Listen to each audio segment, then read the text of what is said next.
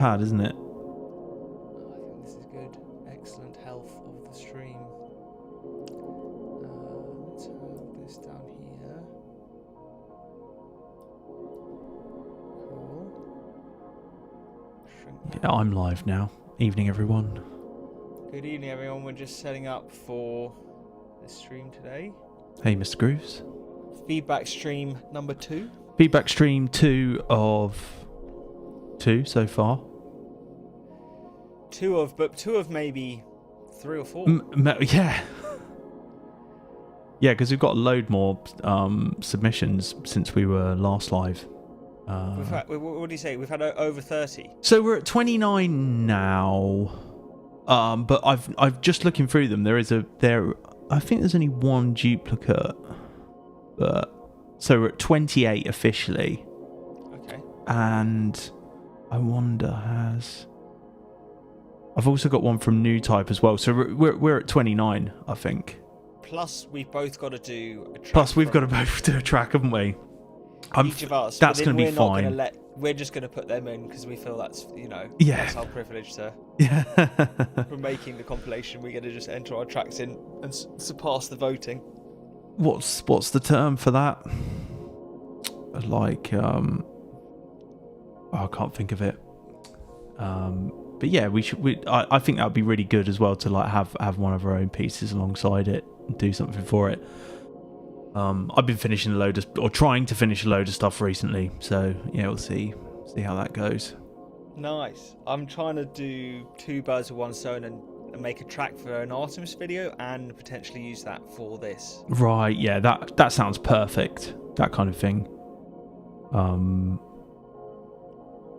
Yeah. Cool. All right. Sorry, I'm feeling like slightly. There's a lot of windows open and stuff, Just to get the bit of energy back into the day. Yeah, and also like just making sure the volumes are all right and stuff like that. Hopefully it sounds all right for everyone. I think I can see. I think my levels are good. If everyone can just say how it's sounding.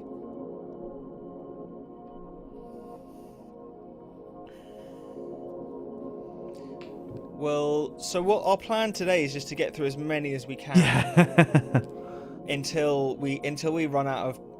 Until we can't really talk anymore, basically. Yeah, that's it. Until our voices usually go, don't they? So I was thinking about this, and like if we can just like rapid fire as many as we can, that'd be the way to do it. And like kind of 3 points each, maybe for each thing, 3 points of feedback, or I don't know, not even count it, just see what happens. We'll try and keep it as concise as we can. Sometimes you need a bit of a mental break just in between the tracks to sort of refire your talk about plugins and stuff. Yeah, it's just something, but yeah, the visuals are looking good actually. They look alright, don't they? Yeah, this is Bottichurn visualizer. I hope if I hover over it, it kind of ruins the effect, but I won't do that.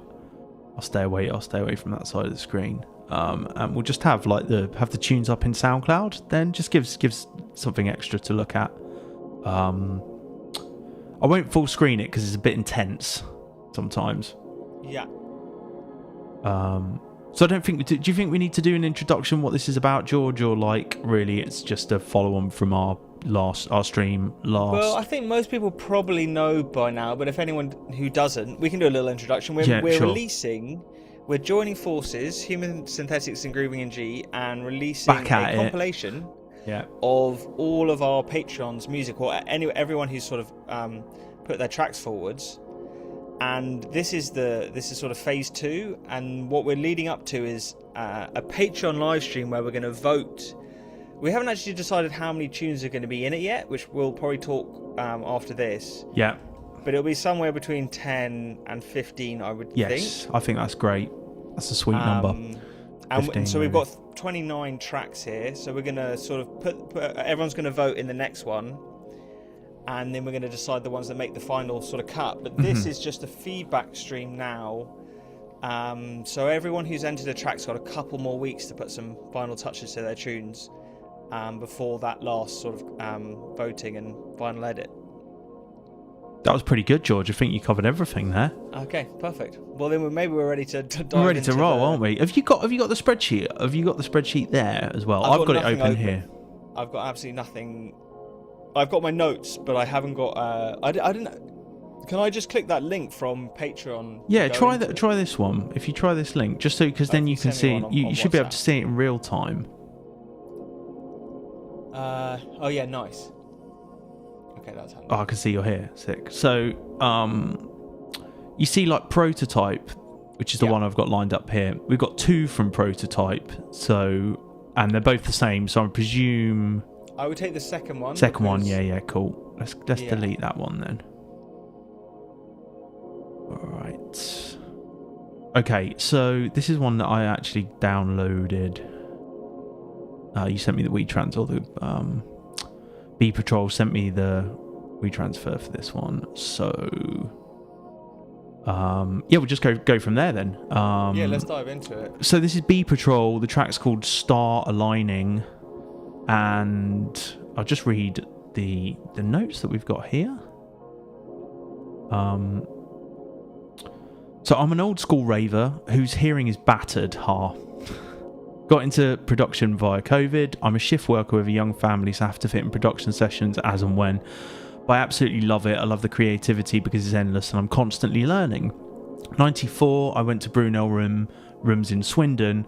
It was full on ragga jungle. I just couldn't connect with it. Then the last DJ of the night came on, LTJ Bookham. There was an instant connection and it restored my faith in the music. The music I make, I try and reflect those times, especially this tune. The usual production rabbit holes apply to me too. Compression, mastering. Personally, I find writing bass lines difficult too. They're always the last element added to any tune I make. Hope you like the tune. So, interesting about the bass lines there. Yeah, I get that question a lot actually. Do you bass. Really? Yeah. It's interesting to hear someone. The problem is because they do it at the end. If you leave it to the last thing, it's really hard to kind of fit it into the track. Do you know, I actually kind of like doing that because I find that I can make like this kind of musical framework, and then the bass line can be really simple underneath it.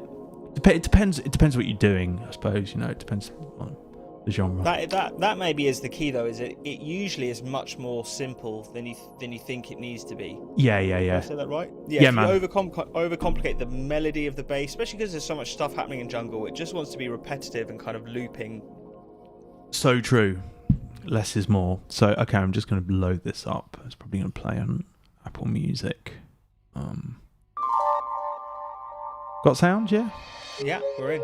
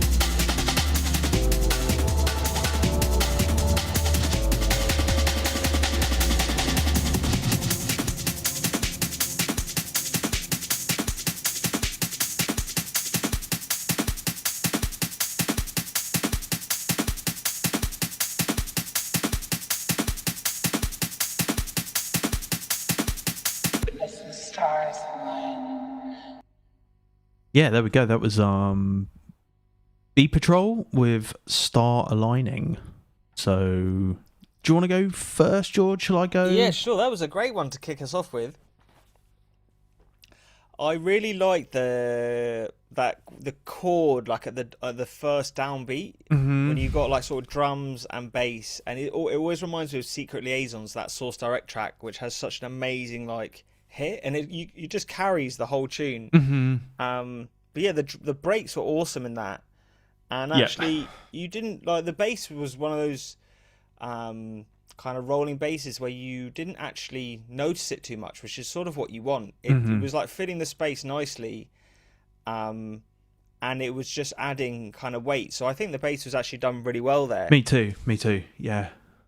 I had some really lovely moments which I stood out to me, especially that chord bit, and then at the end where it had sort of the vocals, and then maybe there was two pads playing off each other. I really liked as well. It was just sort of rolling really well, wasn't it? Yeah. It almost sounded kind of like you had the intro section, which was almost like its own tune, really, before that kind of pad idea came in, and then the stars aligning sample came in. So it kind of felt like the strong idea was that bit with the pad. And almost the bit before it, you could leave by the wayside, or just have a kind of a shorter intro into the bit where the pad came in and the vocal sample came in. Yeah, I agree. It was almost like they had like a woodwind response. Yes, which I felt you could have had much less frequently, and so it was like the phrasing was almost too tight in the way you were looping the instruments, and you could have spread it out more, because there was a period where you just had the pad, like one sustained pad note and the drums and bass playing, and it sounded really cool because it's kind of like an unanswered response, and it sounds really eerie. Yeah. But I think it was just too much of maybe that woodwind one, so you could have done that maybe like a quarter as many times or something. Yeah, I really like the breaks too. I thought that the foundation was really solid actually for the tune, and the bass line was totally working for me. I liked its simplicity. And I don't think anything needs to be done with the breaks really. I thought they were sick actually, sounded really good, and actually leveled nicely against the bass. I thought the rhythm section, as it were, was really strong. And that pad just kind of filled up the space around everything else, I think maybe some more melodic parts or some effects, some, more one-shots might be cool at points, especially as the track was rolling out, like kind of from the pad section onwards. Yeah, they give you something extra for your ear to sort of jump onto. And actually, the thing about effects that I find is you don't have to look as hard to like find a whoosh sample that fits with your track. Yeah. Generally, the first one you put in sounds pretty good, so they're kind of an easy win. Yeah.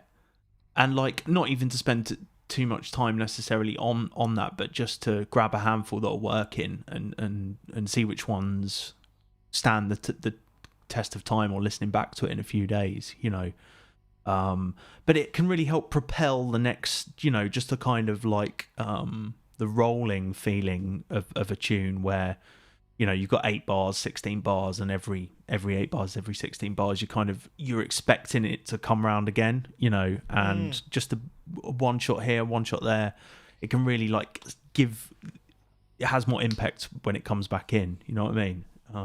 Yeah, especially a song like that where you're using different samples in different sections, you want something to bridge them a little bit smoother. Yeah. But overall, I thought that was really strong, and maybe just cut down that intro section. Yeah, it was perfectly on theme for what we're going for with this compilation, really. Yeah, spot on. So yeah, like what we're trying to say is a few more effects, and maybe just play with the arrangement of some of the instrument parts. I've got Bee Patrol in the chat here. They've said thanks for the feedback. But yeah, I suppose one more final thing, and it's something that I spoke about last time, is like, don't be afraid to completely remove the bass line and the drums, or at some point, like space and silence, particularly in jungle, is just can be so effective. If you just cut everything out and just have the stars align vocal, that I could see that being really effective. In a club setting as well.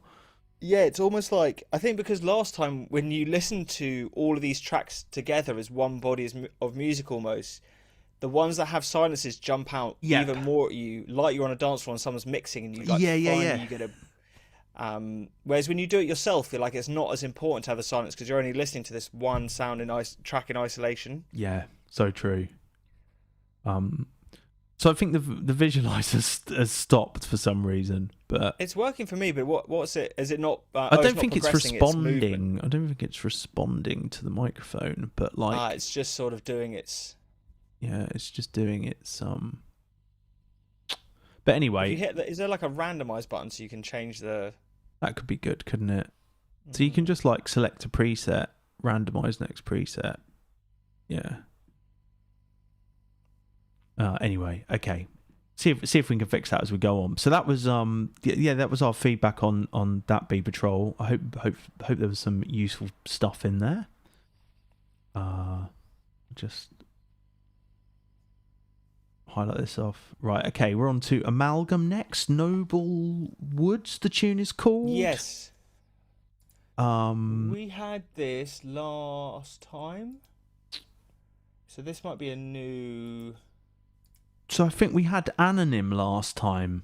Maybe this is something different. Oh no, we did have this last time. Okay, so this is. I was Okay, so this must be like an updated version, or like another version. It looks like we've got two of the same. Can you see like the ones? Yeah, I can see it. I can see that we went through it last time, but we can't see. There's no writing with this one. So I think that Amalgam is also Compellic underneath. Okay.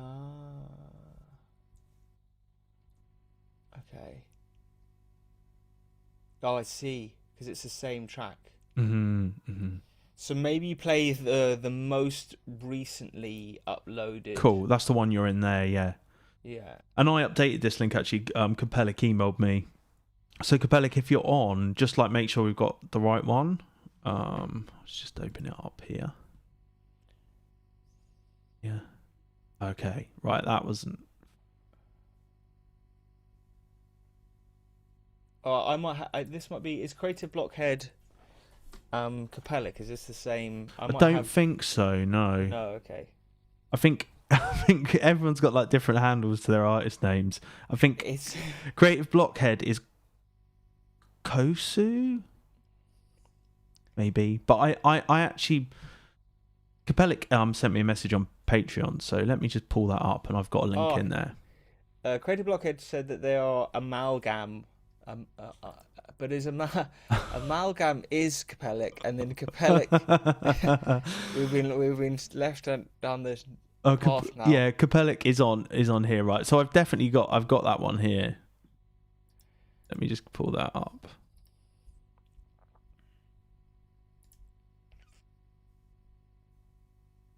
Sorry for the dead air, folks. This is kind of, this is happening in real time. Right, I've got one here. This.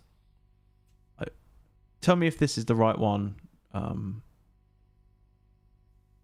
day ago. So that looks right. Yeah? Yeah. And so this is Dolce Far Niente. Okay. How was that right? Oh, no, wait, hold on. So Creative Blockhead is saying that he or she is amalgam. Okay. Okay.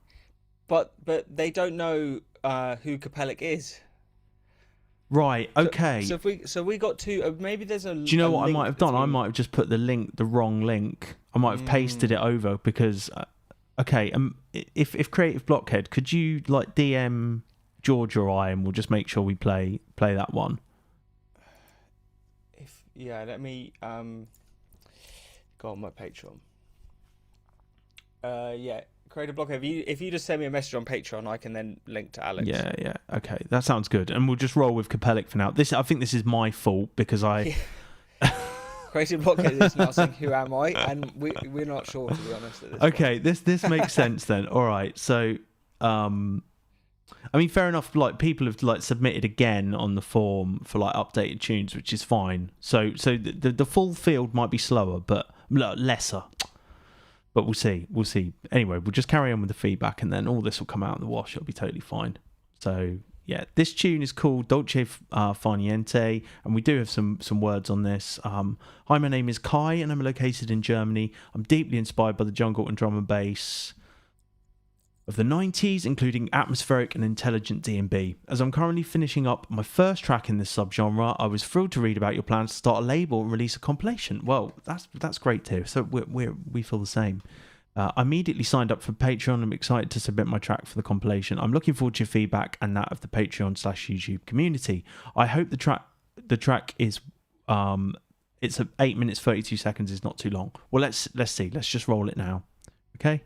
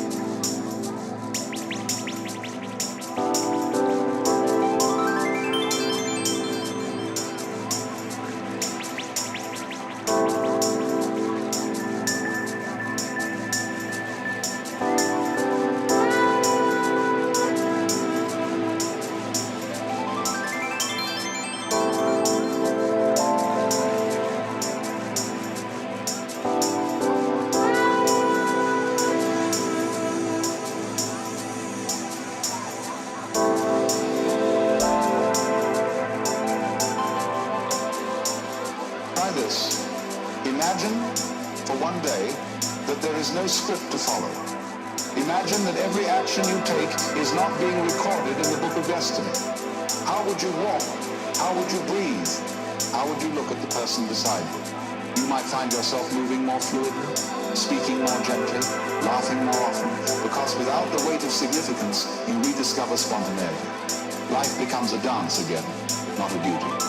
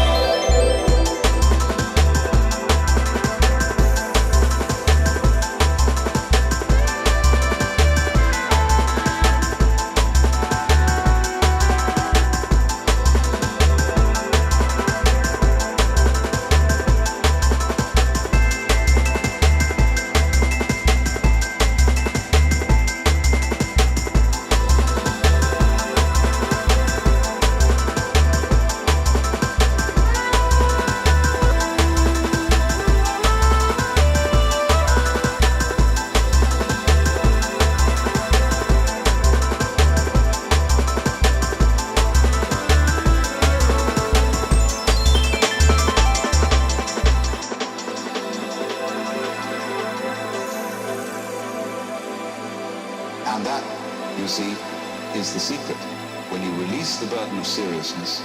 You don't lose meaning, you gain it. But it is a meaning born of freedom, not fear. It is the quiet significance that arises when you realize that being alive is already enough.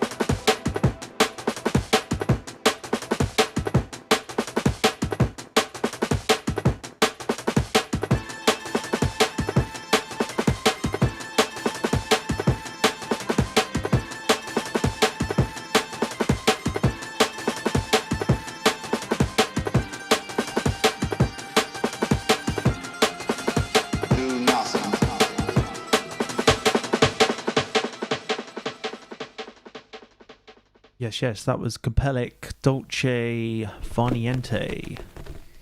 Good effort with the naming of that one. What a great track, though. Do you want to take us away on this one? Yeah, sure. I completely agree. That was a great intro, great kind of setting the scene musically, great concept, vibe. I like the arrangement, I like the melodic parts, and the kind of call and response between those had a really great flow.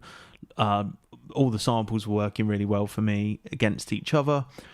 Like the sample as well, that kind of, just gave it the human element.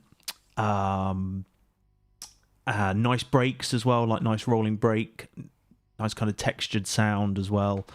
I thought maybe the bass could come up a little bit in volume overall, and maybe the release of the bass note as well. But really, it's kind of fine at how it is at the moment. Just like having a bit more tail on that bass on the 808 could be cool. It's kind of quite staccato, and just would help it like roll along a bit more in the low end. A good trick on that, just before you continue, is to put it on polyphony on 1, or make the bass monophonic, so you can have release, but it gets cut off when you play the next bass note. Yeah. Exactly that kind of thing. Almost like, use an 808 kick, like a mono 808 kick sample. Yeah, exactly. I don't know if you thought that as well, George, but I love the sparkly sounds, like the kind of ARP sounds that were happening. Really great, like timbre to that. I thought some of the volumes of these parts were a bit maybe too loud for me. Like particularly the sax was maybe just a bit in your face and could probably be a bit more in the distance, because it's quite a prominent sound, the saxophone anyway. So even if it's low in the mix, you're gonna recognize what it is, and I don't think it would detract from the vibe too much if you reduce the volume. It had quite a lot of like live character anyway, so it would have sounded good pulled back a little bit, because you can still hear that come through. It's not sometimes with an emulation of a brass, it doesn't sound, you want to push it more because it sounds a bit fake. Yeah. Good use of silence. Very, things were stripped right back at points. I like the switch where it had like the bongo dub out section. That was cool. Maybe the bongo was a bit too loud, and I think the kind of little new bit that you introduced at the end, for the sake of time, you could probably just cut that off.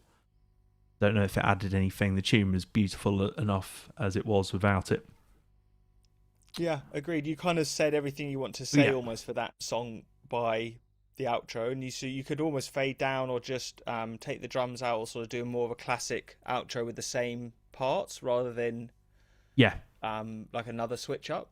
Yeah. But those are all kind of very small details on what was a really excellent tune with loads of lovely elements. I mean, this style is actually what I'm doing right at the moment, is this way Artemis produces, and you see it in a few other jungle artists, is like having lots of different motifs from samples or little bits of synth, all sort of playing off each other with call and response, to make your kind of passage or your phrasing. It definitely had like an Artemis vibe. Doing the whole melody, you do it through lots of different things. Yeah. And I love that style. It's so satisfying, I think, when you can pull it off really well, like what happened in this tune. It just gives it like a real sense of momentum as well, like we were talking about with the previous tune, when you've got like this framework of call and response elements. A real sense of propulsion, I think, as the tune goes on. It's like a progressive style, isn't it? But it's quite unique to jungle. Like, you don't hear many other genres of music using this sort of same thing. I think it must be a tempo thing, because it works really well at the tempo, because you kind of got that half time inherent in it. You've got like the 80 BPM, 85 BPM baked into it almost,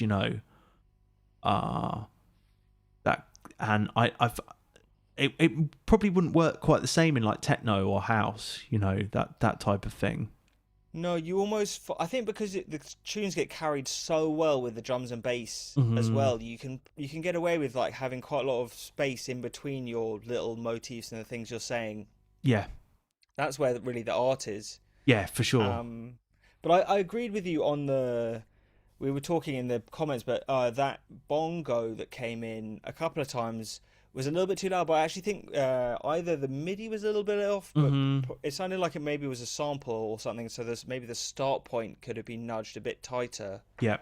Because it was a little bit too swung. Yeah. And I think if you that was like actually the main element that I thought, if you just clean that up, it would have been and like the few little arrangement things Alex touched on, I think that track, it's like 95% there, that tune. And I really love the sort of vibe and the progression. I mean, having an 8-minute, 30-second song that keeps your interest is a great achievement in itself. Absolutely, yeah. Yeah, great effort, Kabelic, and be interesting to see if that makes it to the final cut.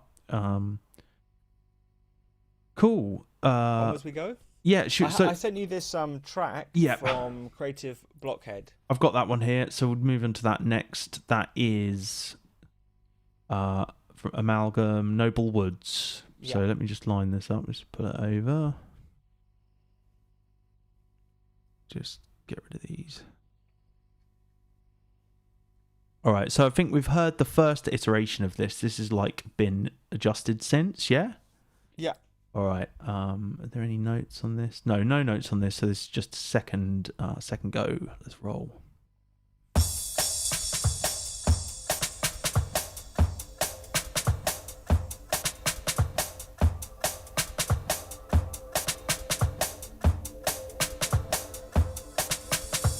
You might catch yourself sliding in and out of a hallucinatory state after this is all over.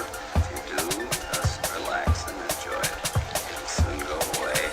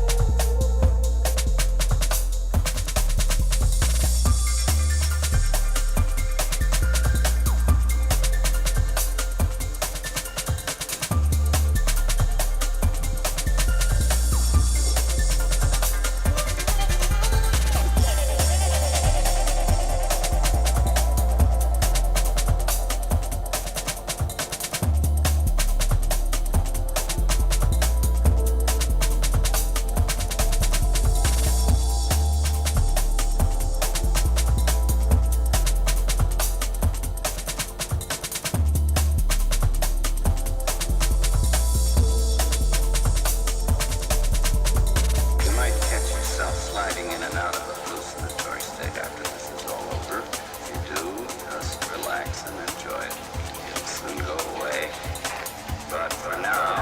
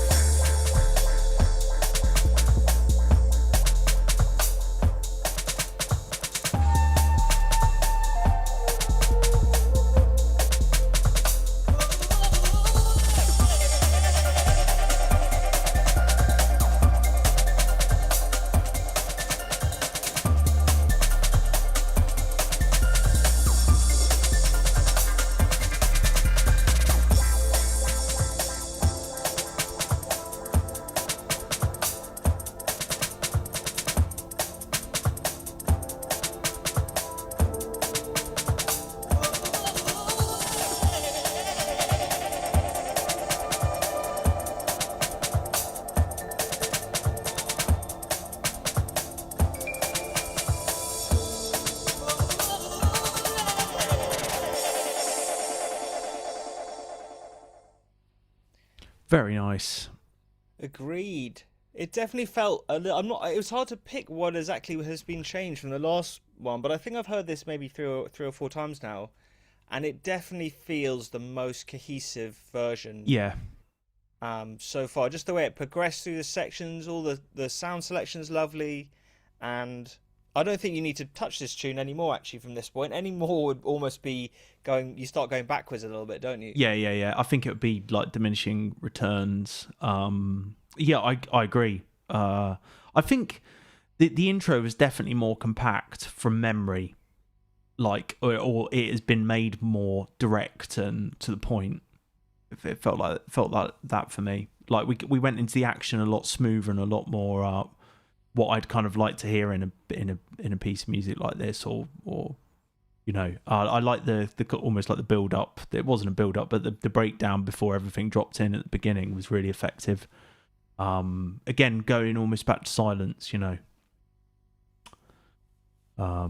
it kept the momentum really well, didn't it? From the only one thing, I actually had one bit of information or feedback where I thought it could have had like a bit of a whip into maybe the first or second drop, just a reverse snare or something to add more anticipation to that kind of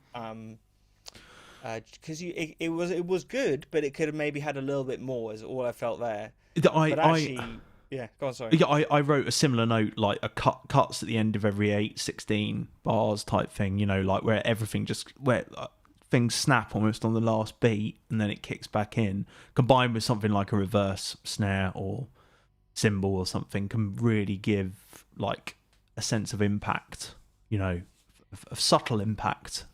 Yeah, it's funny.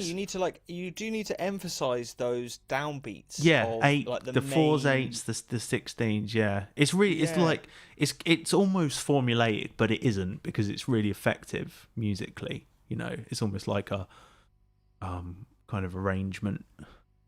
I do it all the time, and it's often like the last thing I go through a tune and kind of put in are these real dynamic bits.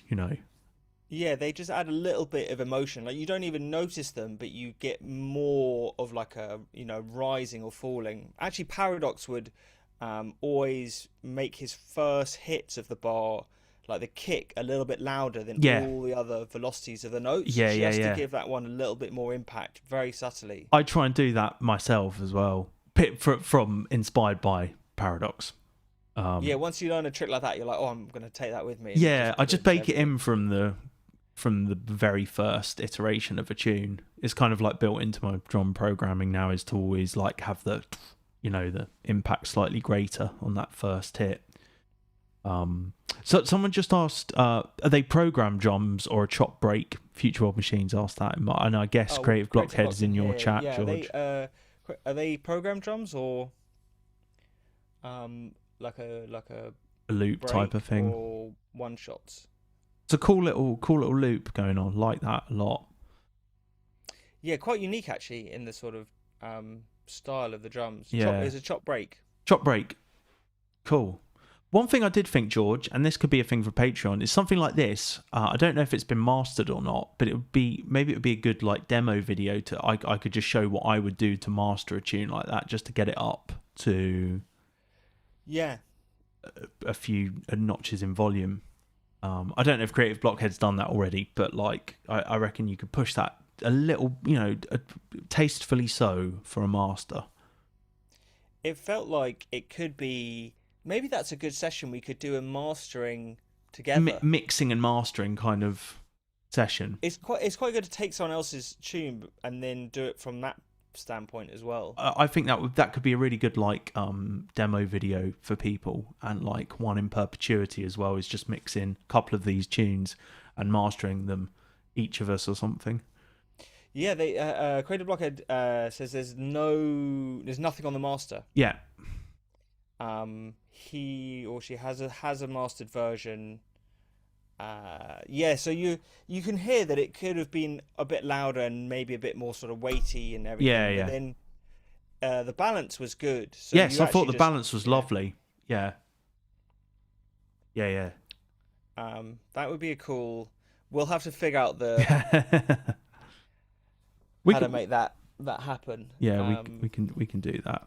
Okay. Yeah, definitely. Okay, I'll put it in my notes. So we've got. If you can see this, I think I'm just giving flagrantly wrong numbers here because I didn't look through the list. But I think there are quite a few new tunes as well here that haven't been. All right, so yeah, we're on to this is Indo again, George. Yeah, aeroplane mode. Can you see that? Yeah, I'm coming in. Yeah, let's go. Okay, cool.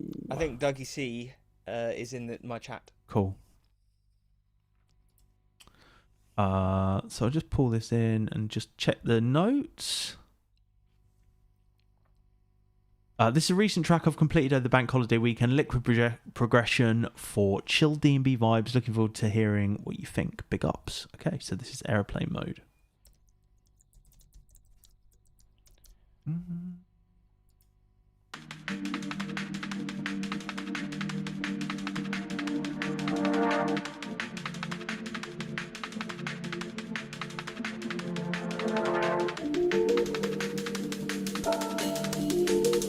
Ladies and gentlemen, the captain has turned off the fasten seatbelt sign.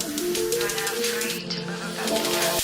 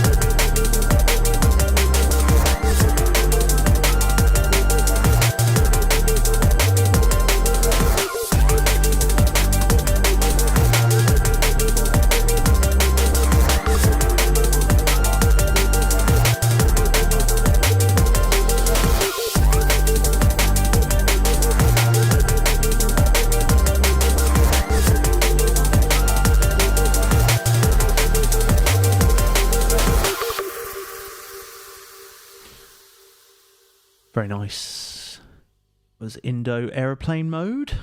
There we go. I think, and I'm not sure if you agree or not, but actually, the bass in that, if you could have a clean sub layer and then maybe all the crispy sort of texture from the bass that was already in that tune, it would have given you a much sort of cleaner mix to work everything else around. Yeah. Because you could hear the bass, it had like lots of power maybe on the first note, and then when it started moving around, I think because it was quite distorted, it sort of sometimes would have no weight to it, but it would have like the tone. Yeah. Is that what you were getting through your speakers as well, particularly, George? Yeah, I could just hear, maybe because I don't know if you can hear it in headphones. You probably can hear better actually, can't you? The sort of power of the bass. So yeah, I thought the low end was pretty good. But yeah, I did feel things were maybe pushed a little bit too much on like maybe the drums. I don't know if it was a master, like a limiter thing or a final master thing, but yeah, I thought the same thing ultimately. Yeah, maybe it was a limiter on the master because the drums were definitely quite smashed. But I, from what I could hear, it's always hard to tell what an artist has done. But I actually really liked the tune. I thought all the elements were working really well together. So it was just more of a mixing thing. Yeah, for sure. You could have made like a couple of fixes. Mostly just if you can control the bass a bit better. Yeah. I think everything else will fit easier, and you won't have to sort of push everything so hard into a limiter. Yeah, I thought the same thing. I love the bass line. Kind of was giving me like mid-noughties, logistics vibes. It was like that. It was like really simple and effective. Yeah, like comics and vibes. Like catchy tune. Yeah, and like I liked all the melodic parts and like the samples that were happening as well, especially as the tune went on and stuff. I like that hip hop lead that came in at the end. That was pretty cool. It progressed well. The vocal of like the airplane taking off is kind of classic, but always lands pretty well. With the vocal sample was cool. The sample was cool. Yeah, it was really cool. I guess when you're doing these when you do push things quite a lot. And it's like the trade-off between making something slap and then also having like a sense of space and depth is that there's not much room for like reverb and a sense of space to a tune when you're pushing things quite hard. And I think even the hardest tunes, even like a noisier track has got reverb. You can hear a sense of depth and space to all of the stuff in it, I think, and you sacrifice that a bit when things are pushed a little bit hard, particularly on that hip hop lead. Like a bit of a spacious reverb might be really cool, just really lift the tune up for the last couple of minutes. It's hard to hear on your own music when you get to the mastering stage, especially if you do it after the mixing session or after a production session. You go and do an hour's mastering. Yeah, it's almost impossible actually. I think you need, if you're going to do that, you like have to just do a mastering session and then not listen to it for a day or two. It's the best way. Like bounce out the waveform, the stereo track of your whole thing, and then just bring it into a new project and just do the mastering in there. And you actually, I guess, one thing you really want to listen to is what we're picking up with our ears, like the drums being a little harsh, maybe the bass being a bit distorted. Like those are things that happen when you push a master too much. So you just want to dial it back. Or like a saturator on particularly if you like use any kind of saturation on the master bus, it's so easy to overdo it. I do it all the time. I did it for years and years where I'd listen back to tunes that I'd mastered myself, and it's like I'd destroyed it. Because I'd pushed it too hard. You have to learn the hard way. Yeah, of course. Yeah. So, yeah, I've done it many times, many, hundreds of times. It actually makes it quite... I used to find it quite scary getting to the master because I was like, I had a song that I quite liked and I knew I was probably going to butcher it in the mastering stage, and then it was like, it's going to go downhill from there. But you sort of have to push through that. I think it's don't you? it's the fallacy slightly that like you can fix what isn't working in the music, and it's often like a mastering issue is just a music issue, From my experience of doing my own stuff and occasional bits for other people, that's just what I've found. from experience, you know. Yeah, most of it is done, like even in the arrangement of the track is like where if you have a respace and a amen and whatever, you can't master that to be super loud. I mean, maybe you have to make some big sacrifices if you do, because those elements have so many frequencies in them. Mm-hmm. So even your choice of instruments, like everything sort of plays into how you mix and master your tune. Yeah, so true. Right, gauge system. Okay.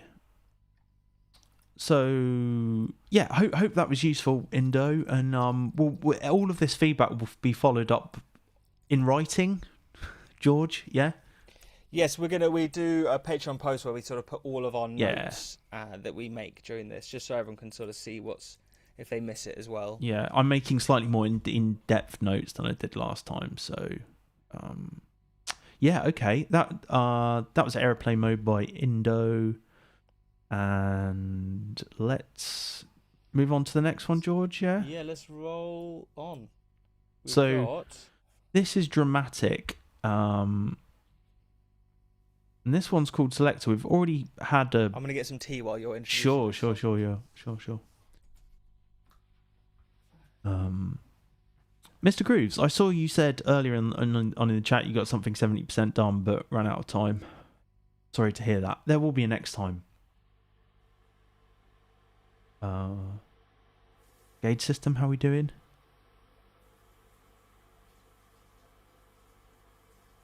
Nice to see you on.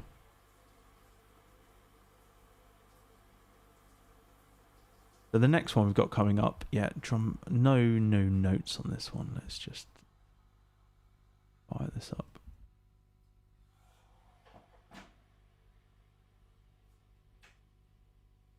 Yeah, pretty good, thank you.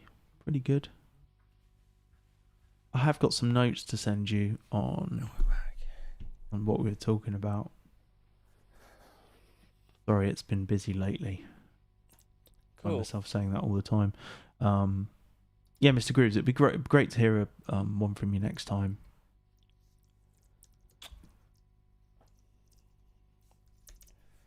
Ready to roll? Yes. Okay, so this is Selector Dramatic. There's no notes on this one, so we'll just roll with it and see what happens. I'm getting flack in the chat.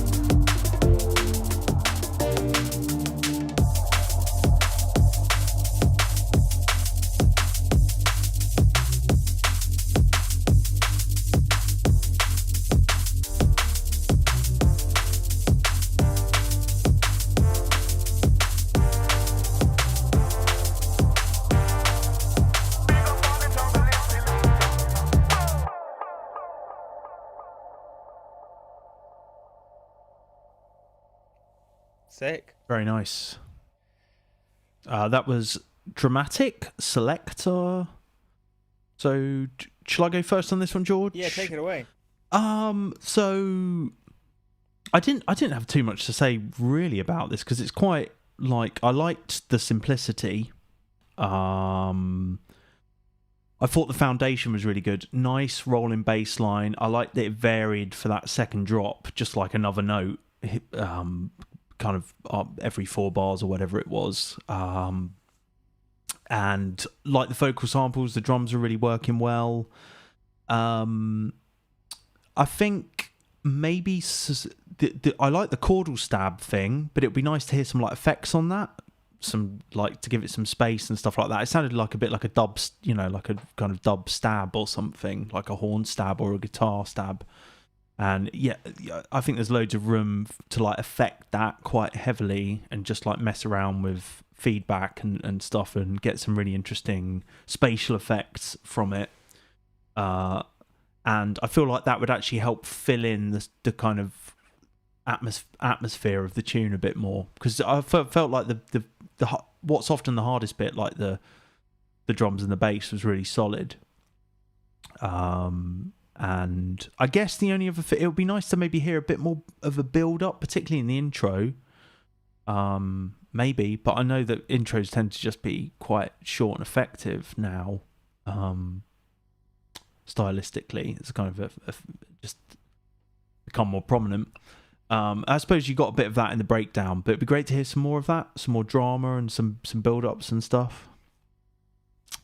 Just with all the usual stuff, risers, reverse cymbals, riser. It sort of etc. felt like it needed like a siren riser or something, didn't it? Yeah, that'd be cool. Yeah, like a dub siren There's a riser. good one from a Kill Bill Volume 1 maybe. There's a really recognisable siren. Where's that? Really it's I don't know. It's in Uma Thurman. Is it Uma Thurman or something like that? Yeah. Is it like is it a dub siren? Is it? It goes like up and down. Right. Yeah. Is it a Quentin Tarantino movie? I can't remember. It is. It's like when she's got the sword and she's about to take them all down. Yeah. Okay. Yeah. Something like that would be really, really effective. Drama, or just like yeah.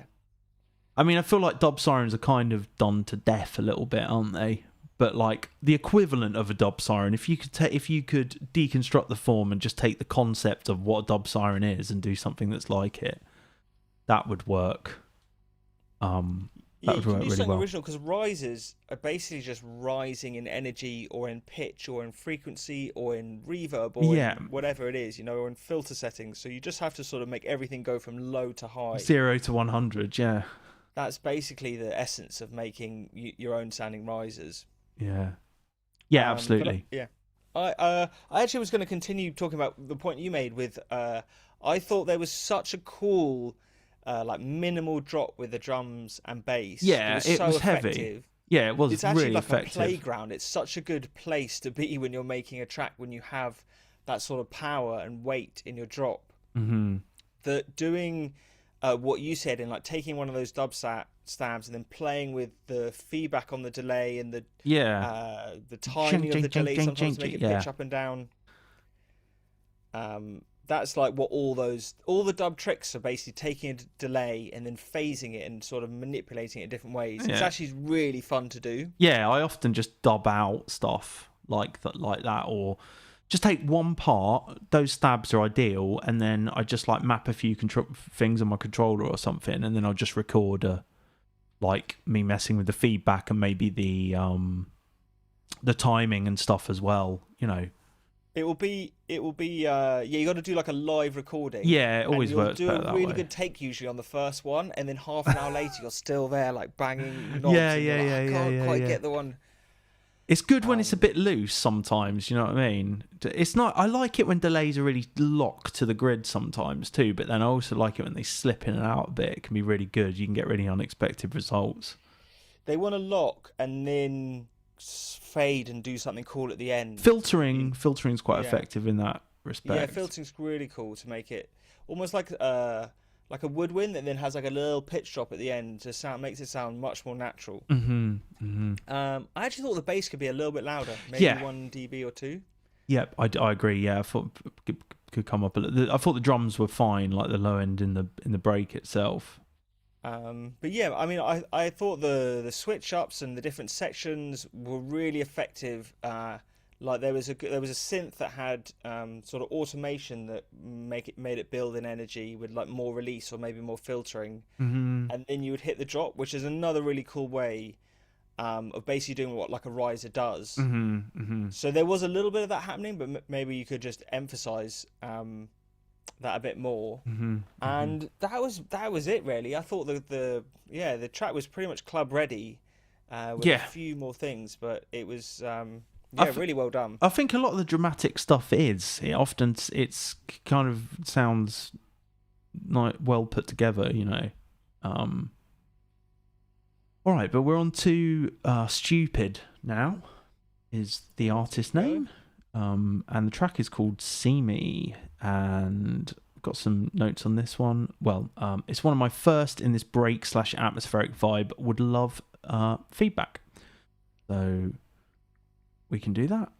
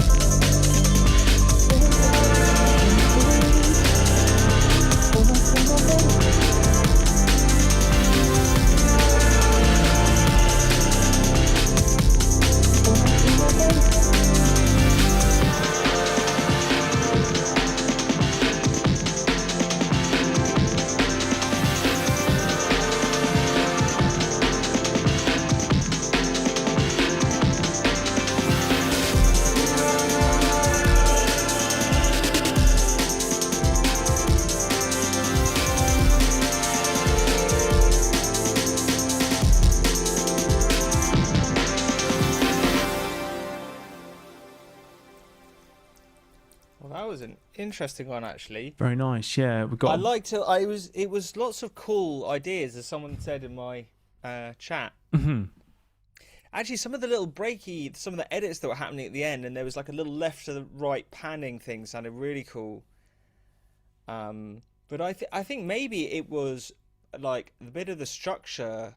It could have broken down more in the breakdown, to sort of take the energy down more. Yeah. And then maybe just a bit of filtering on that main pad, just to control the emotion. You could have filtered it down like at the end of the phrases and then brought it back up a little bit more, and it just to keep things moving a little bit more. I agree on that. That's kind of like a we were talking about going through and adding those little last finishing touches. I feel like automation on a pad or automation on parts is something I often do like right at the end. It depends really, but it can really add a sense of of an organic feeling to the tune. I think this would benefit from that. But I really like the vibe, kind of like the chords. and the what the harmony was doing, like the chord progression, kind of like the choice of the break as well. That was pretty cool. It kind of had a bit of a lo-fi flavour to it as well. It was a bit of like a breakbeaty, DJ Shadow-esque style, wasn't it? Yeah, for sure. And yeah, I thought again it was maybe a question of things being pushed a little bit hard, whether that's on the master or whether that was on the drums itself. It kind of sounded like it might have been on the master. You could hear it ducking. I think it might have even been something else, but it was almost in the second half of the track where the kick hit, everything sort of duck out for the kick. Mm-hmm. Or maybe the pad did, but it was a little bit too like obvious. You sort of want those things happening behind the scenes to make space, but not so much you hear like a dip sort of coming in. Yeah. It's like a compressor can do that, can't it, when you hit it too hard? Yeah. It can just like cause things to duck. It's like when you push things too hard on a limiter, and then it's like it's all bouncing around whatever the loudest sound is, like ducking around it. But yeah, actually, lots of great ideas. I think just maybe take what you've got and like pull it out a bit longer. Maybe just take more of it out at different points. You know what I mean? Like patchwork it a bit more visually. Yeah, because the breaks and the bass were really strong, and you could have just had a bit more minimal sort of drums and bass rolling, maybe in the second half of the tune, and then brought everything back in nicely with the sort of pad to take you away. Yeah, for sure. Sure. So yeah, it was like I think it was actually a really strong effort. Very good, with stupid. Lots of good things in it. Just a few arrangement things would have taken it to the next level. Yeah. You could always just like work with the arrangement you got. Maybe add on. Well, just take some of it out, like and add some automation. That would be cool point. That being said, having a 2-minute 30-second track is no bad thing, and if we have some 8 or 9-minute tracks and then some 2-minute ones, maybe it balances it back out. I think that's nicely, fine. Yeah, I think you're absolutely right. Right, nice. No, well, nice work, stupid. Yeah, I think that was pretty good for that one. It was a shorter track, so we were, No, I just yeah, absolutely. It's good. This means we can crack on. So, Lego Island DJ. Lego. Saltiverse on Twitch, and YouTube. Is that right? Salitiverse. Thanks. Yeah. So this is a Patreon only feedback session we're doing at the moment, but I'm always surprised by how popular the feedback streams are. So, and I always say I'm going to do more of them, or. We're doing quite well now, though. We've had 2 in 2 weeks? Oh, yeah, absolutely. I get quite a lot on Discord as well. I don't know if you do as well, George, on your Discord. But when I've got a couple of free hours one Saturday afternoon or something, I'm just going to go live and just get through as many as I can, I think. Yeah. Anyway, sorry. I'm. Of all your people sending you sort of tunes for feedback on. Yeah, or just like sharing them, and then lots of other people do give feedback as well. Like lots of people on Discord, but I feel like it would just be a nice thing to do. I would love to do it to kind of just for everyone that's posted stuff on there, kind of just do a bit of a live thing. It's a good process. Submit. What you realise, I think, is you want to be sharing your music, especially if you're a beginner, but even if you're not. You want to share it with other musicians who are on a similar path to you, because when you show your mates who only are listening to like finished, polished songs, mm-hmm. They don't quite understand that what's the sort of stage you're at, or For sure. they can't hear the potential in your music as much as other artists, I think, can. For sure, it's about feedback from the right places is critical in one's artistic journey, and. I'm reminded of like playing stuff to my dad and him just not getting it, and just saying it sounds like Jean-Michel Jarre or something to all of it, which is which is fine. My dad but still, yeah.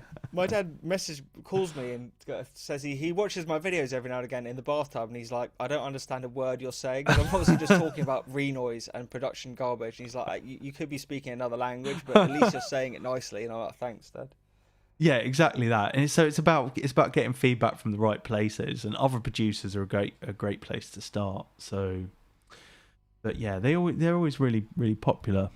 Okay, so we're on to Lego Island DJ, and this one's called Swimming Pool. Great title. Love track names like that.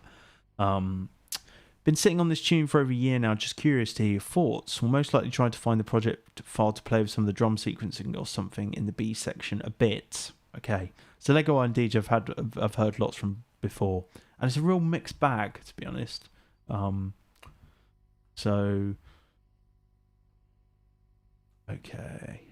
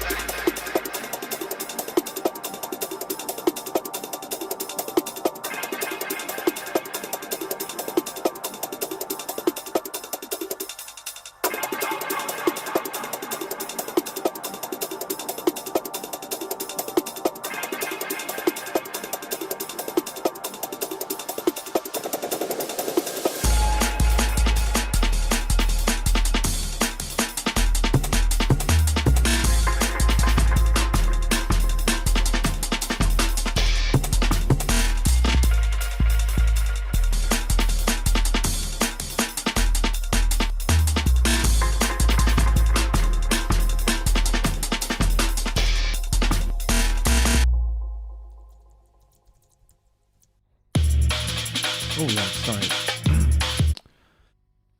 Yes, very nice. That was Lego Island DJ Swimming Pool. A lot of love in the chat for the breaks in that one. For me, George. Don't know how it is. Lots of break technique going on there. There was obviously some swapping, some layering, some sort of pitching going on, lots of whips. It was really a good demonstration in technical break chopping. Mm-hmm. It was almost like IDM, really, kind of esque. Yes. Break work. But I think probably the main point is that I felt is that it was so what am I trying to say?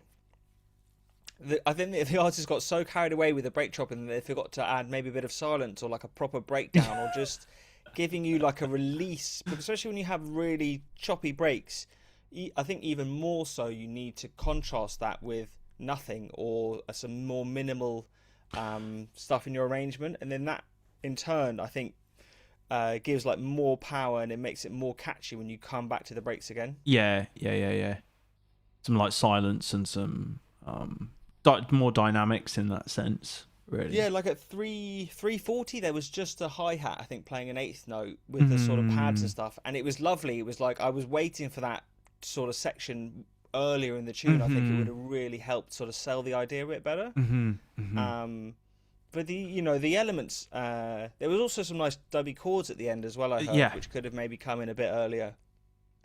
I thought there was like we were just talking about the kind of dub style effects and stuff, and that was kind of evident here. That was kind of a good example of it in some places, and it was a really nice foil or contrast to the kind of breaks and the bass line going on, just because I don't know, when I'm making tunes, I like to think of, you've got all these concentric circles, or all these things are moving around, these circles that are moving around at different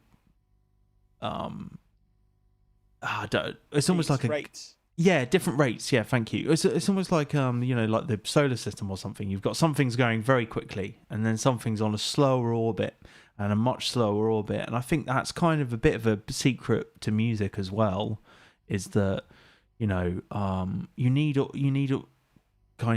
a sense of different rates of parts at points, to kind of give you musical really depth. Point. Yeah, it's like you have things looping at different sort of rates. So some are 1 bar, some are 4 bars, some are longer. And then you also have like some instruments that are more staccato and some that are more like longer programmed, and you sort of mix all of those things together. But you can't have too many of the same type. Of course, because then there'd be planets would crash into one another. It's like chaos. Chaos would ensue, and that's good at points. But I think for like musical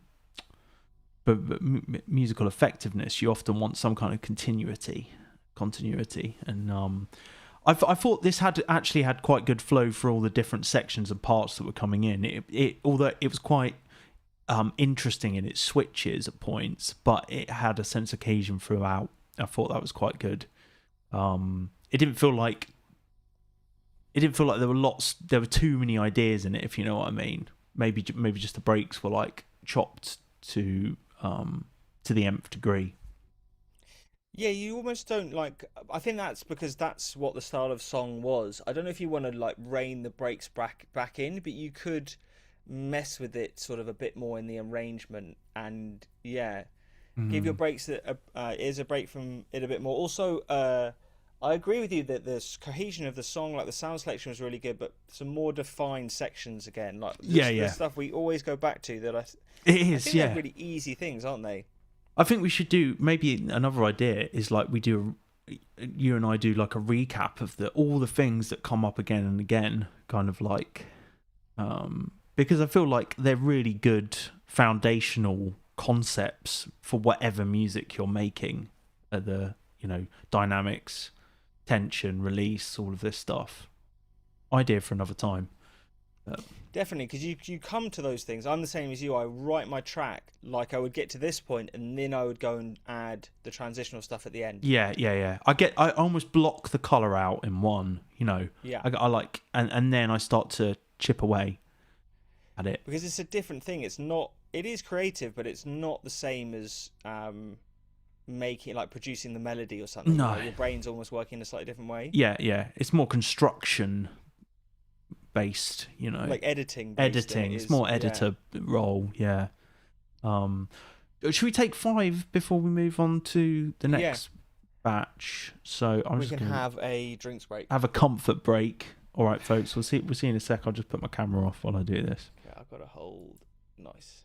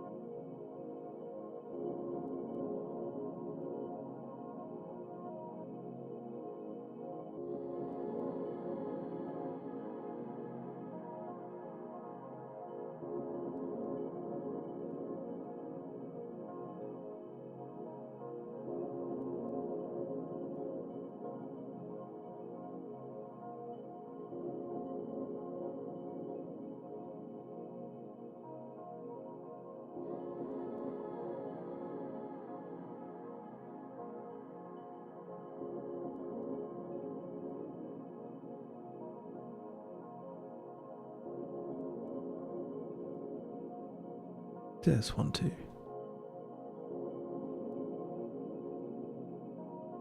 Hey folks. DJ Grace, a pleasure to share our thoughts.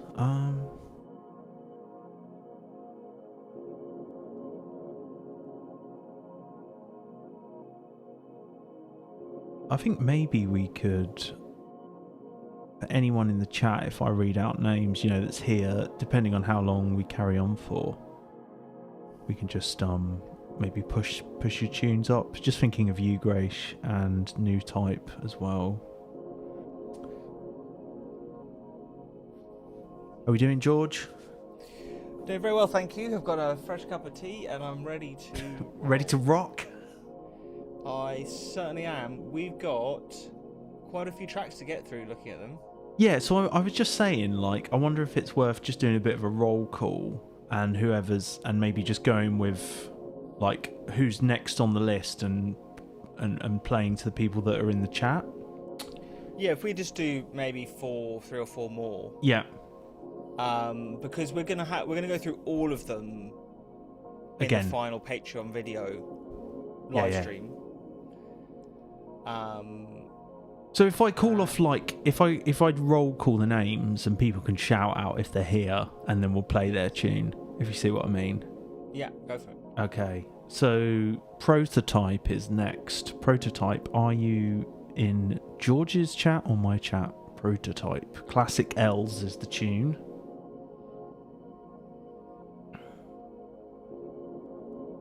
Alright, next up is Williams Mix, and the tune is called Ambi. Williams Mix.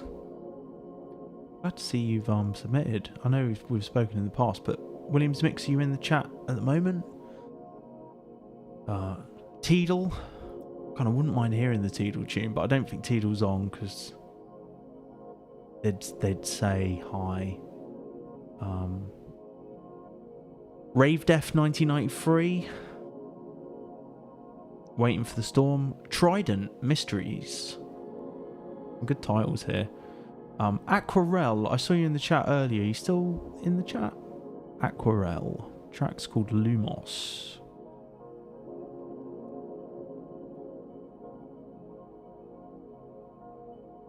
Aquarelle, if you're in the chat, let me know.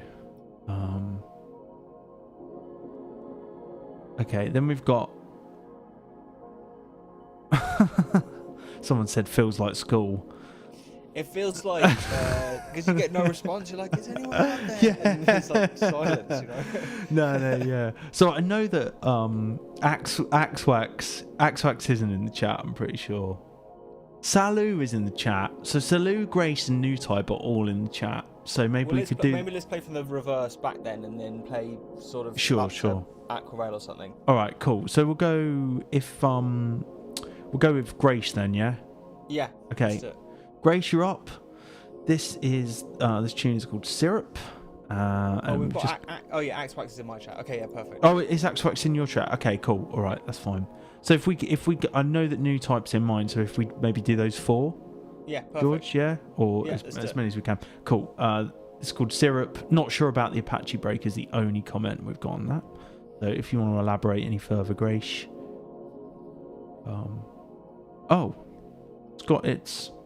It's moved. It's not there. I don't think I've had another one since. Alright. Okay. You'll ping it over by WhatsApp? Or? That'll be fine. Alright, maybe we'll just jump to Salu while Grace sends that to me. Yeah, Forever this one's called. First tune, almost finished for a long time. Need to do another pass over it. Got some ideas to finish it off. So... Track is Forever.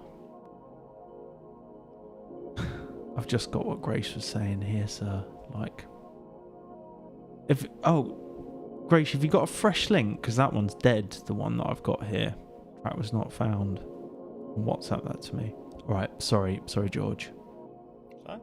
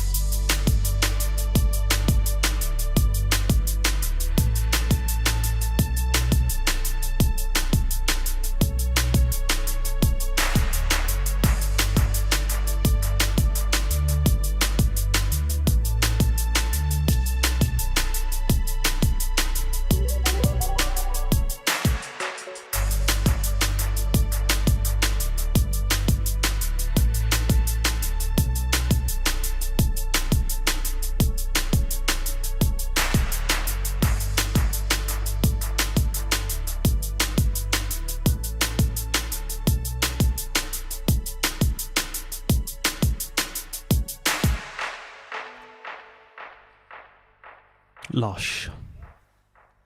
Yeah, it was like, it was a very emotive tune. The strings really sort of landed it home, but it's made you feel, didn't it? It was just one of those tracks that had something in it that sort of drew you out. I think I really like. So I've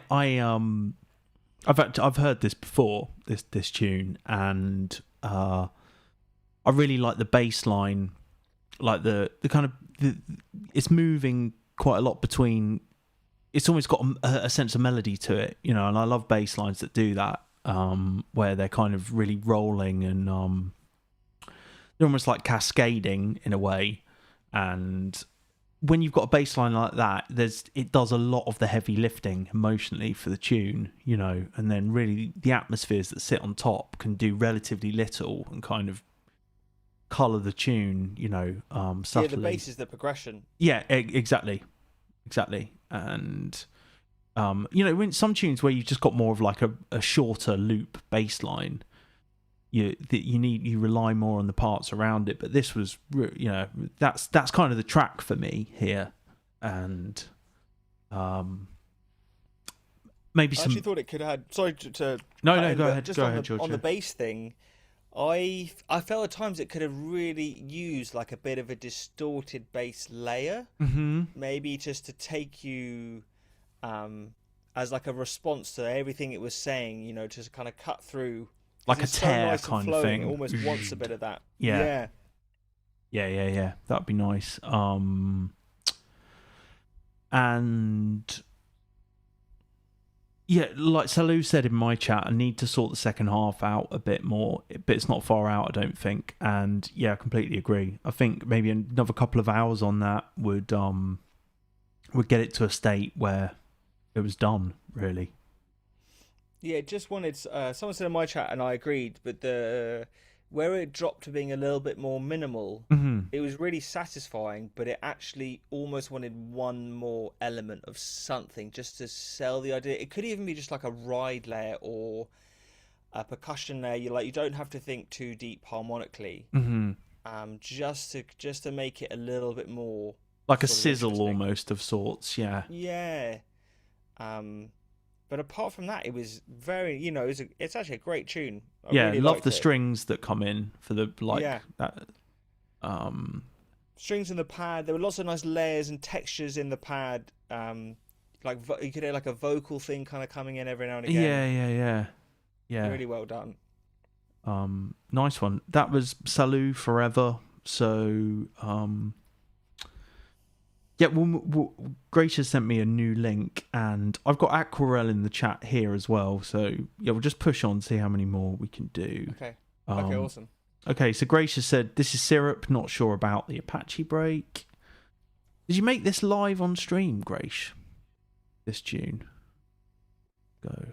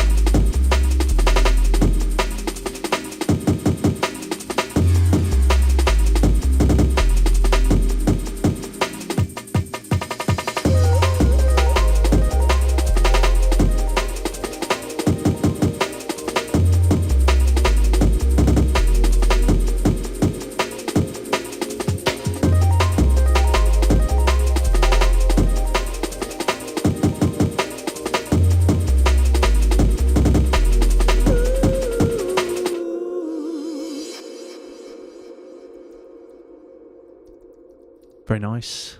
Very, very nice. Yeah, it had a real good old school flavour, didn't it, that one? Sweet like syrup, yeah, that was Graish. Good, very strong mix there. Yeah.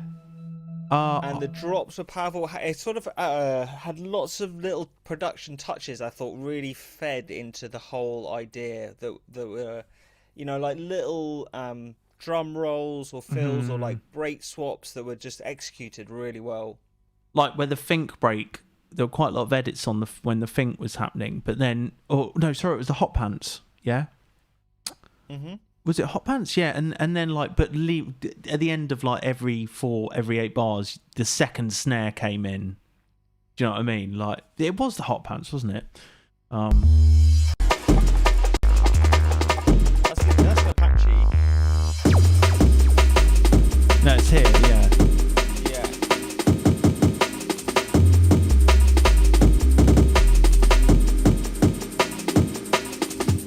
Yeah, it's the second snare in the think break. Yeah, it is hot pants. Yeah, it is hot pants, isn't it? Yeah. Hot pants can be really chilled, or you can process it like this and actually make it quite punchy. Yeah. But that second snare was like really, really effective when it was coming in. Really nice little edit. But yeah, definitely like really like old kind of classic old school flavors. Kind of atmospheric at points, but also quite ragga, I guess you'd say, at bits as well, especially with that resonant bass line that was coming in. It was like a flip to like an acidy bass, wasn't it? Yeah, squelchy bass. It was a cool idea. It was like, as I was listening to this track, it made me think back to when I was first started making music, because I thought it was like Graish really saw the initial idea through to the end really well without trying to reinvent it too much and like throw other elements in. It was like, what can I do cleverly with what I have? Yeah, it wasn't. There wasn't too many ideas competing in it. I thought the Apache worked well. I agree. Personally, I didn't pick up anything that wasn't like kind of seamless with the rest of the tune. And nice to hear a bit of a terror, I suppose, compared to a lot of the other stuff we've had, which has definitely been more atmospheric.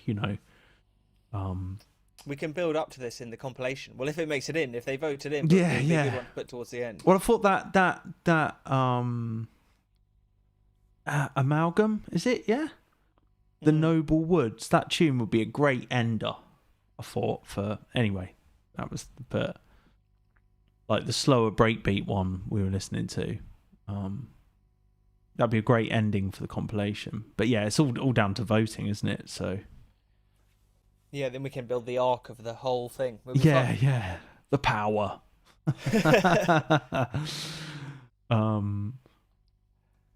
It's a think and hot pants layered together. Yeah, okay. Nice.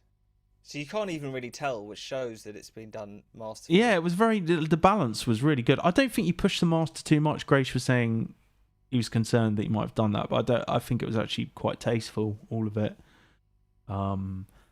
It can be easy to overcook the bass a little bit, volume-wise. I definitely find sometimes where I take my tunes and listen to them on big system, I've just got the bass a little bit loud, maybe.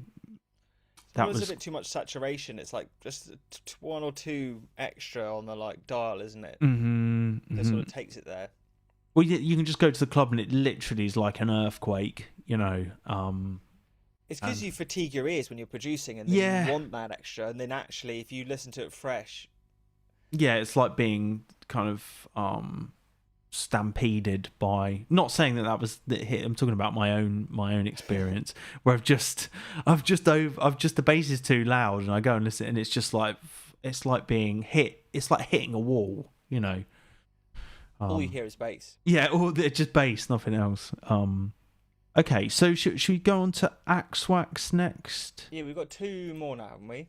Yeah, our new type. I wouldn't mind listening to new type. So maybe 3. Yeah, is that all right? Okay, Yeah, okay, cool. Let's push on then. This is a very spontaneous last-minute submission of a pretty unmixed track and quite rough around the edges, especially the bass end. Any feedback is much appreciated. This is Axwax Raw Magic, the tune is called. So I think this is on a slightly different platform here. Hopefully this will play back all right.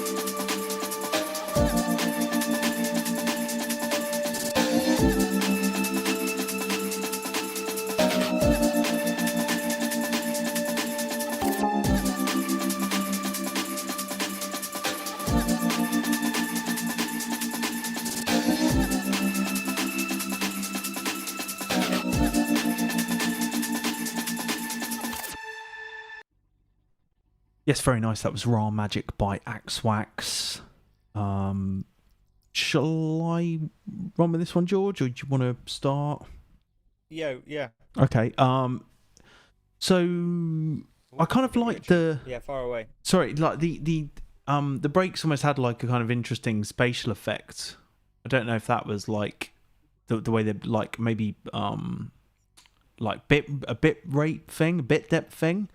Like if they sounded really like crunchy but then also slightly distant. I kind of like the arrangement and progression, like the overall mood and vibe of the track, and maybe like Axwax has alluded to it in their comment with this, that it's there's still maybe some more work to be done to carve out some sections and kind of create some space, because the bass line just kind of rolls the whole way through. But I like the bass line, I kind of like the tone of it, I like the breaks, and there was some really effective like kind of beginnings of and endings of like the sections, or you could hear that could be possible if you just took the bass line out. And I like the way it kind of built up as we went through the track. You know, it felt like there was a sense of journey or progression to it. And it had kind of like quite unique elements. Yeah, it really came together at the end. Yeah. But yeah, that was it really. My feedback. Oh, sorry, I'm glitching out a little bit, so I was trying to cut in at the right That's time. okay. That's okay. I can carry on. No. I think I can talk. I just can't. When you're talking, it's like a little bit glitchy for some reason. It might be the visualizer, but I'm not sure why. Do you want me to stop? We can stop it. Yeah, maybe try a different preset. How's that? Is that better? I think it might be. Test one. We'll just carry on. It's not too bad. It's fine. Check one. You're fine for me. You're fine for me. Yeah, it all came together. Like when all the elements were playing at the end, I actually really sort of liked the progression, and like the destination was a nice place to land at. Mm-hmm. But as you said, the bass, I actually thought was it an organ sample maybe of the tremoloed organ? Yeah, or like a Wurlitzer type thing. The lead. Maybe it was more like a Wurlitzer. Yeah, I thought it sort of clashed with the bass quite a lot, and maybe you could have used a more sustained bass there and kind of switched it up, or even just more root notes. Yeah. Oh, I think I've lost him. You're still here for me. Zoom. Okay, your screen has glitched, but I can hear you. Okay. No, I'm getting a bit of a poor. Shall I just carry on talking? Yeah, just roll. Yeah, I think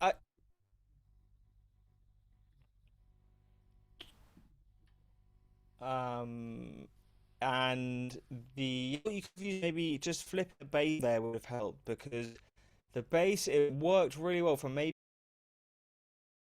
repetitive. In what it was doing, so adding space as well and silence and maybe a breakdown, I think would have given your ears a little bit of a break from that. But the raw breaks with the effects, I thought had a really good tone, and the sort of layering with the breaks was really solid. And it was a cool track. It just wanted a few little touches, like most of these things, to sort of take it to the final, to the next level. Yeah, that's mostly what I have actually. I've sort of got 6 notes here, and they're all talking about the bass, so that was probably my main thing that I was focusing on. Have you got me at all, George? Have I gone? Is this working? I can hear you. You can hear me? You sounded like I've been talking all this time. I can hear you. I heard all of it. I can hear you. I'm checking my upload speed, because I've got a poor. Good, that's something. I've got a bit of a poor connection. It could be the weather. It's chucking it down here at the moment.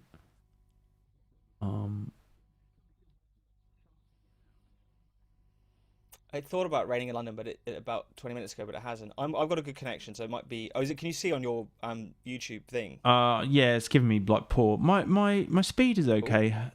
Hopefully it will sort itself out.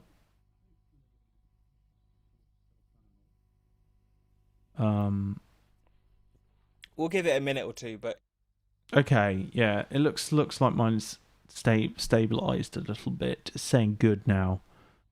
We'll see how we get on, because we could always call it there if we don't get time. Well, what do we have? 2 more to play, but then let's see what happens. I think we just plow through the technical problems, don't we? Yeah, man. If in doubt, carry on. We can hear each other, so that's what's important. Yeah. So if we give it a second, we're just going to give it a second, folks.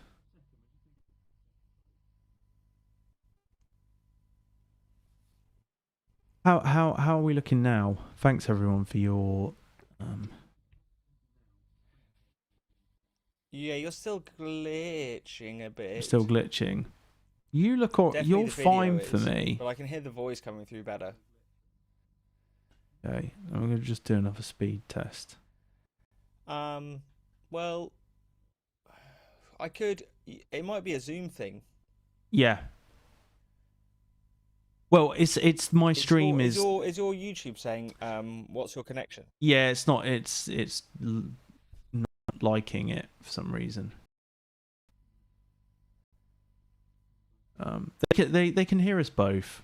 They say to me. So what we could do, George, is we could just turn our cameras off.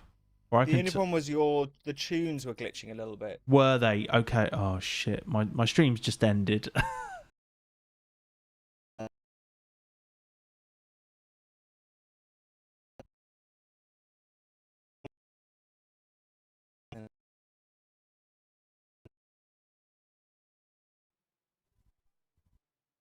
Oh, I think I lost setting. No, you're back. I'm back. Okay, we fully lost you there for a second. So it looks like I don't know what YouTube is doing. His Zoom ended. Is your YouTube finished? So it looks like the output from my streaming software is okay, but YouTube is just not. New type, I'm running a wireless connection. Ah. I know, this is fatal. So much. This is it. The end of my streaming career. Do you know, normally it's totally fine. I don't know. Yeah, it's a weird time of night to run into problems because it should be fine. It's not peak hour anymore, is it? Yeah. I pay enough for this. Yeah, to have super internet. Super internet, man. Okay. It seems fine now. Okay, maybe if we can just wait just a touch longer.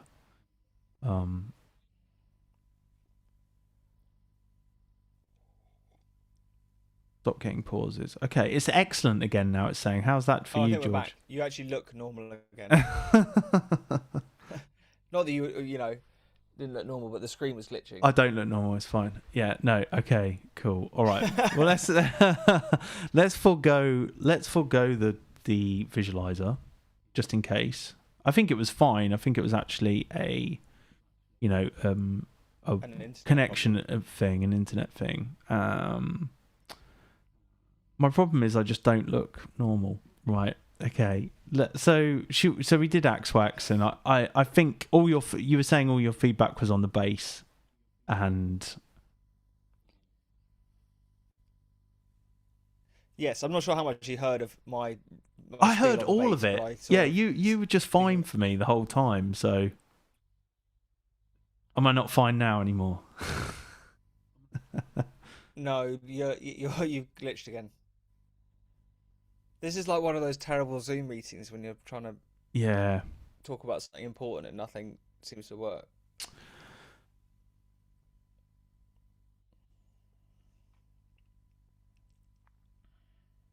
Both sender receipts. There's more state. It should, yeah. It got better for a second. Someone's saying they think it's your tabs. Do you think too many tabs? Well, I don't think so. Oh, well, like taking up more internet. Possible. I haven't got that many open really. I would say occasionally this happens. And I don't know why. It's absolutely hammering it down in Birmingham, and sometimes I don't know. Just doing a speed test thing. How is this for you now, George? Terrible still. Am I still glitchy? It's mostly okay, but the voice does crackle every now and then. What we could do is we could call it here.